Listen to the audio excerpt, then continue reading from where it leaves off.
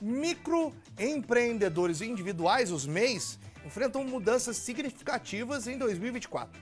Inicialmente, aqueles que não regularizaram suas dívidas com a União até 2023 foram automaticamente excluídos do Simples Nacional. Porém, ainda existe uma oportunidade para retornar ao regime tributário. MEIs que regularizarem suas pendências até o final do mês poderão solicitar o reenquadramento no Simples Nacional. Essas e outras notícias a gente fala sobre a questão do microempreendedor com o Francisco Correia, que é analista do Sebrae Minas e que vai ajudar a gente a entender melhor o que está se passando, que todo mundo saiu do MEI de uma hora para outra. Tudo bom, Francisco? Ok, Cadu, obrigado pela oportunidade. A gente esclareceu o MEI, né? Por que essa galera foi expulsa? Na verdade é aquilo, né? Esse é um modelo que o empreendedor tem de pagar uma taxa que já é definida, ou seja, 5% do salário mínimo. Então ele tem a obrigatoriedade de pagar mensalmente essa taxa. Só que acontece que alguns MEIs, a sua guia mensalmente não tem pago. Isso está levando ao quê? A Receita Federal tirado, né, desenquadrar ele do MEI. Então ele vai subir o nível, né? Quando ele sobe do nível, em vez de pagar os 5% do salário mínimo, ele vai pagar sobre o faturamento dele. Então a gente lembra que o MEI ele tem um faturamento que vai até R$81 mil. Imagina a pessoa pagar um percentual de 81 mil, sendo que hoje uma taxa de só 5% de INSS e mais R$1 de ICMS e mais 5% que é o ISS. Então chega a R$76 por mês. Eu vi nas redes sociais, inclusive, muita gente reclamando aí que eu fui mexer lá, de repente não estava mais no sistema, me tiraram do sistema sem me avisar. Verdade. Avisaram? Então, aí o que acontece? Hoje a Receita ela usa um mecanismo digital para fazer esse termo do desenquadramento. Então, se a pessoa tem um acesso à plataforma... É um MEI fácil? Isso. Tem vários mecanismos, através do portal do empreendedor e através do seu próprio link lá que ele tem, ou e-mail, ou o próprio WhatsApp que ele tem cadastrado, chegou um anúncio. Mas isso também foi feito através da Receita, algumas prefeituras parceiras, avisando, né? Porque essa arrecadação ela influencia também para o município. Tem o ISS. Sim, isso influencia na arrecadação de cada município. Então esse recolhimento que tem, ele vai para o município? Também. Tem uma parte que vai para a União, Sim, Estado e município. Isso, é verdade. Federal, estadual e municipal. Entendi. Agora, a pergunta que não quer calar do empreendedor que está lá falando assim, e agora, o que eu faço com a minha vida? Acabou! Então, a primeira coisa, ele tem tempo ainda até 31 de dezembro, como você anunciou, de regularizar isso. Então, ele recebe a guia mensal, se ele não pagou, ainda dá tempo de regularizar isso. Então, ele tem uma guia que é anual, ele tem que ajustar isso. Né? Isso é importante. Existe outro caso de alguns meses... É janeiro, né? 31 de janeiro, o prazo até é agora. janeiro, não é dezembro. Não, até o 31 de janeiro. Então você está ali, tem mais alguns dias aí para você correr atrás do prejuízo. É a tempo, né? Porque ele já tem o costume de pagar mensalmente. Possivelmente deixou de pagar e aí a Receita vai falar assim, não, moço, já que você não quer pagar o tributo, que é só 70 e poucos reais, a gente vai te jogar para forçar, né? Entendi. Aí, por exemplo, o caboclo que está com uma dívida grande lá com o MEI, que não paga há muito tempo, ele consegue parcelar essa dívida, ele consegue abater essa dívida, tem alguma forma de negociar? A Receita faz essa negociação para ele. Só que aí é aquilo, nós do Sebrae, a gente está lá como um apoio, né? Essa orientação de acessar o site, mostrar qual é esse valor, como que pode fazer todo o trâmite, né? Facilita a vida, né? É importante também a gente salientar, Cadu, que aqui em Varginha a gente tem um Sebrae. E nas outras cidades que não tem um Sebrae que está dando um apoio? O Sebrae fez uma parceria com prefeitura e associação. Hoje nós temos a rede parceira do Sebrae. Então, se eu for lá, estou lá na cidade de Três Pontos, não tem Sebrae, mas ele visita a sala mineira do empreendedor, tem alguém capacitado para ajudar. Então, em todas as cidades hoje, na maioria delas, tem um representante Sebrae para orientá-los sobre esse processo. A gente está falando da negociação de dívida, mas, por exemplo, pode ser, né? O sistema ele não é 100% eficaz, né? Certo. Deve ter alguma coisa ou outra. O cara, ou a pessoa aí que é MEI, ela consegue contestar essa expulsão? Eu acredito que isso é difícil, né? Já é mais complicado. Né? A Receita, ela costuma não errar com relação aos dados, não. Estamos falando da Receita Federal, né? Não é brinquedo, não. Não é brinquedo, Viu, Receita? não. Vocês são ótimos, vocês trabalham direitinho, Deus abençoe e ilumine, viu? Parabéns pelo trabalho aí. Com relação a isso, a competência do software, né, que eles cuidam de toda a questão federal do Brasil, né? Então, o que acontece é a falta do pagamento. E também quando a pessoa está faturando acima do valor dele, que ele tem um limite. E aí, naturalmente, vai desenquadrar ele do MEI. Aí ele vai virar EPP, né, ME, entendeu? Entendi. Agora tem outras mudanças que a gente poderia trazer aí com relação à arrecadação do Simples Nacional e por aí vai. Eu pergunto primeiro, depois dessa breve discussão sobre a expulsão do MEI, com relação a qual o impacto dessa exclusão na emissão das notas fiscais e o acesso a créditos. Isso daí complicaria a vida do MEI? Por exemplo, hoje o governo, né, federal até já ajustou para ele emitir a nota fiscal eletrônica, né? Tem até um software que ele pode ter conexão com a prefeitura não, que aí já entra o recurso para a prefeitura. Existem prefeituras que têm essa parceria com a Receita. Então, o que acontece é que, naturalmente, se ele começa a ter essa dívida, ele começa a ter um bloqueio. O nome dele vai estar bloqueado com essa pendência junto à Receita. E, naturalmente, quando ele for consultar um crédito, vai constar essa pendência, porque é uma pendência da União, né? Sim. É uma das entidades mais graves hoje, né? Ô Francisco, tem outra mudança relevante que é o reajuste no valor da contribuição mensal devido ao aumento do salário mínimo. A partir do dia 20 de fevereiro, Sim. documento de arrecadação do Simples Nacional, o CIMEI, vai de 70 para 76, né? Correto. É isso? Tem Isso. essas mudanças então, aí. a mudança partiu a partir do salário. Aumentou o salário, né, a gente lembra, a primeira contribuição é do INSS.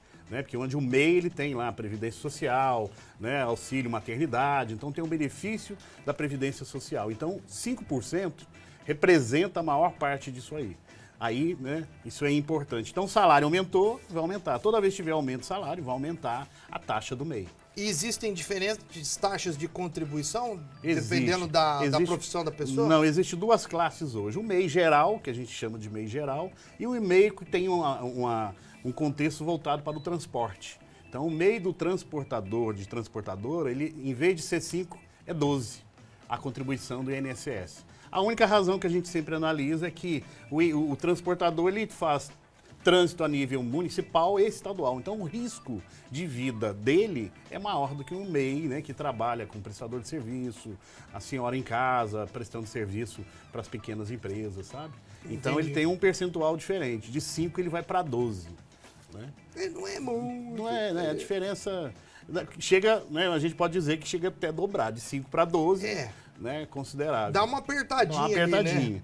Mas ele tem a probabilidade de gerar mais negócio, né? Sim. Isso é interessante. Sobre essa questão aí por exemplo, a pessoa falhou na hora de pagar esse novo pagamento, essa nova taxa aí. Certo. O que ele faz? Então, ele pode buscar tanto o Sebrae, né? Tanto hoje também a gente pode lembrar que a Receita Federal tem os PAVs. Eu não sei te dizer em quais cidades tem, mas é um posto avançado virtual da Receita Federal. É em parceria também com a Prefeitura, com a Sala Mineira. Então ele pode buscar essa nova guia com essa multa. Quando ele atrasa, tem uma multa. Né? Então ele só tem que ajustar. Então é a mesma coisa, tem um vencimento. Né? A gente tem que lembrar que a lei do MEI veio facilitar. Você imagina uma taxa fixa, todo mês eu posso colocar na minha gestão de orçamento aquele valor, todo mês, R$70 reais. Na onde que eu embuto isso? É um valor fixo, né, Cadu? Eu tenho que agora embutir no meu preço de venda, ou preço de serviço. Então você fala assim, o que alterou? Se antes era 60, passou para 70, o meu preço de venda ele vai também ter uma alteração, isso é natural. Né? Isso é um mercado, né? Agora, no mercado de competição, eu vou aumentar esses R$10, eu vou tentar diluir isso em outra solução para o mercado não perceber isso. Eu sonho com um dia que a gente vai ter um aumento de salário mínimo e que as coisas não vão aumentar junto com o salário. Seria ótimo. Porque não adianta nada, você aumenta o salário mínimo, aí você vem com só burdoada para tudo que é lado. Tributa em cima do salário vigente, né? Mas não faz o menor sentido. Se você aumenta para você dar mais dignidade ao trabalhador e você aumenta todas as outras coisas que o trabalhador precisa para sobreviver... É toda uma cadeia, né? Então, é uma cadeia, vira aquela... Sim. Né? É uma bola de neve. Existem alguns tributos que estão vigente ao salário, então ele aumenta naturalmente. Essa mudança vai reajustar também o MEI dos caminhoneiros? Vai interferir na vida do pessoal que está no frete aí? Também. Então, porque MEI vai influenciar. Como eu te disse, ele tem uma influência maior porque é um percentual do salário que é maior do que o MEI geral. Entendi. Não vai ter aumento de frete, então? Possivelmente. Então não é só o combustível que influencia. Aumentou o salário, vai aumentar principalmente para o MEI do transporte, né? Você me perdoe a franqueza, mas a gente pensa assim, né? Eu não tenho, né, nenhuma formação em economia, muito pelo contrário, minhas contas são judiadas. Quem acompanha o Fala Menos sabe disso. Mas a gente parece que está indo para um buraco sem fundo, assim. Porque as coisas vão acontecendo, parece que a economia vai retomar, aí de repente aumenta o salário, aí as coisas aumentam junto com esse salário. Uma ida ao supermercado hoje não tá fácil. Quem é pai de família, né, sofre muito mais do que eu, que tem 2 cachorros para cuidar. E a gente tem a questão do microempreendedor, que seria a modalidade para movimentar a economia e que sofre também com o aumento de custos, né? O MEI ele veio para nos ajudar, né, principalmente para formalizar quem estava na informalidade. Você vê que ele gera imposto federal, governo, estadual e município. Então é uma contribuição significante, né? Então isso é importante porque nós do Sebrae, é uma entidade que tem lá como especialidade em pequeno negócio, é mostrar que aquele MEI, ele é empresário. E na onde que o Sebrae entra? Mostrando como gerenciar todo esse custo, né, que é significativo, que eu tenho que estar contribuindo com o governo. Né? O que a gente espera dessa contribuição é uma dignidade melhor, igual você falou, saúde, estrutura, né, hospital, tudo aquilo que a gente sonha. Né? A gente não é uma Noruega, né? A Noruega tem mais imposto do que o Brasil. Tem, se eu não me engano, a taxa tributária deles lá é de 70%, mais de 60%. Mas é bem direcionada. Os caras não tem com o que gastar, não tem preocupação, né? Eu acho que o gasto deles lá é aluguel e alimentação. De resto, os caras têm praticamente tudo, né? Mas também a gente está falando de um país que tem 900 anos para mais aí. O Brasil ainda engatinha nessa questão de tentar ter o desenvolvimento humano. Aí vem o Sebrae, outras empresas que buscam, né? Sim. Como você disse, se a gente está falando sobre mudanças, gente. Se você não pegar e não acompanhar as mudanças, isso vai prejudicar você e a sua empresa. Como a gente está falando de MEI, a gente está falando do empresário, o microempresário. E se a gente não... Porque tem muita coisa que acontece ao longo do ano, que cada coisinha ali pode impactar diretamente ou no faturamento da empresa ou até mesmo no pagamento de dívida. Sim, são essas variáveis que não são controláveis. Né? A gente teve uma fase da pandemia, como que influenciou. E aí a gente vê também outras variáveis que é importante. O MEI tem que ter esse cuidado, né? Por isso que o Sebrae, que é essa entidade que cuida dos pequenos, está sempre orientando, sempre tem o teu capital de giro, né? Aquela reserva, né? Como todo negócio, desde uma grande empresa, e o pequeno também tem que ter esse comportamento. Sim. Mas, Cadu, existe um sinal muito interessante. Existem empresas que estão desenquadrando do MEI por questão de crescimento. Elas estão crescendo. Isso lá? Também. Né? A gente percebe que o MEI, né, que é o empresário solitário, né, a gente lembra que o MEI é ele mais um. Ele pode contratar até mais uma pessoa. Uhum. E ele também já está nesse processo de crescimento. Então, quando ele desenquadra, é sinal que ele está crescendo. Sim. Mas aí vai do quê? Vai da competência, né, da gestão desse profissional, que não é só prestar o serviço tecnicamente. Sim. Ele precisa também ter uma habilidade de gerenciar todo esse recurso dele. Sabe o que eu estou assistindo em casa? Daqui a pouco a gente vai falar sobre o Globo de Ouro. Certo. E a gente vai trazer informações sobre os ganhadores do Globo de Ouro. E eu tô assistindo muito aquele Shark Tank. Sim. Eu acho um programa que tinha que ser exibido na sala de aula. Sim. Entendeu? Porque você vê ali pessoas que têm desejos, sonhos, objetivos de crescimento, que começaram talvez aqui, como MEI, e que hoje faturam milhões. Né? Para sair do MEI para faturar milhões, tem que ter uma estrutura. Sim. Não adianta você querer ser rico do nada, que você vai ter que jogar muito na Mega Sena. Correto. É as famosas startups, né? Que o cara tem uma ideia e de repente, de maneira rápida, consegue escalar, né? E lá naqueles caça-talentos, eles querem o quê? Aquela ideia que não é a nova.